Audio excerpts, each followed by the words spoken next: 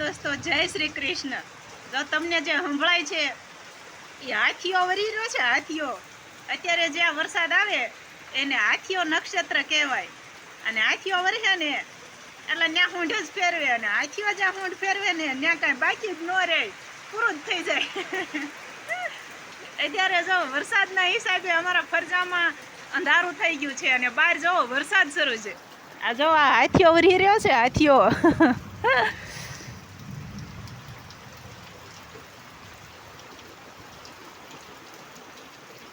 કડાકા ને ભડાકા ને આમ કોઈક એકલું માણા હોય બી જાય એવી વીજળીના ચમકારા અરે હાથીઓ વરી રહ્યો છે. આખું રેવણ હાથીઓ વર્યો આ 4 મહિનામાં. પણ આ પહેલો વરસાદ કડાકા ભડાકા ને વીજળી હારે થઈ રહ્યો છે. હાથીઓ જ્યાં વરી અને ભૂકા કાઢી નાખે.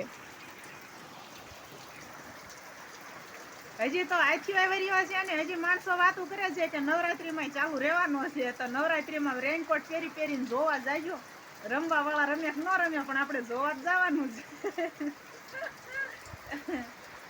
તો કેમ છો બધાય? અત્યારે તો જો અમે મોજ કરી રહ્યા છીએ, શાંતિથી આવીને. ઠંડો વાતાવરણ થઈ ગયું છે, ઠંડો પવન આવે છે અને વરસાદ ચાલી રહ્યો છે. એટલે માખ મચ્છર કોઈ વસ્તુ આપણે અત્યારે હેરાન કરતા નથી. ગાયોને આજ તો ખબર હતી વાતાવરણમાં ફેર હતો.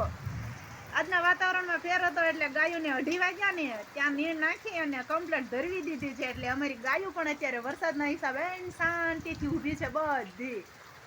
એટલે ગાયો ધરાઈ ગઈ છે ને એમ ધરાઈ ગયા છે. તો જો વરસાદ ચાલુ છે અને વરસાદની મોજ માણી રહ્યા છે. એને બેઠા બેઠા શાંતિથી, નો ટેન્શન. જો હોગા અચ્છા હોગા. એટલે જે કાંઈ આદિ લગી માણસો અમારે અહીંયા અમુક એવા આવે ને આપણે એમ થાય ને કે આ ન બોલે તો સારું. એમ કે હવે વરસાદ નહીં આવે તો દિવાળી નહીં આવે. દિવાળી આવતા આવતા કુવા ખાલી થઈ જાય છે. એટલે મારા બાપ સારું બોલાય જ બોલો, નકર મોંઘાઈ રહ્યો. સાચી વાત છે ને?